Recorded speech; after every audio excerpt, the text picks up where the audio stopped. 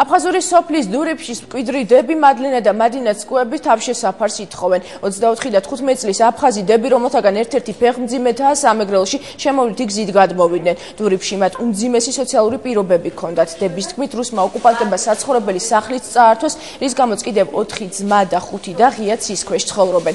ცკუები ამბობენ, რომ იმ შემთხვევაში თუ კი მათ სტაბილური საცხოვრებელი სახლი ექნებათ, აფხაზეთიდან დარჩენილ ნათესავებსაც გადმოიყვანენ. დების ცკუების შემთხვევა პირველი არ არის. მარტო 2000 წელს ოკუპირებული აფხაზეთიდან გაუსაძლისი პირობების გამო 20-მდე ოჯახი გადმოვიდა და ისინი ამჟამად საქართველოს სხვადასხვა რაიონში ცხოვრობენ.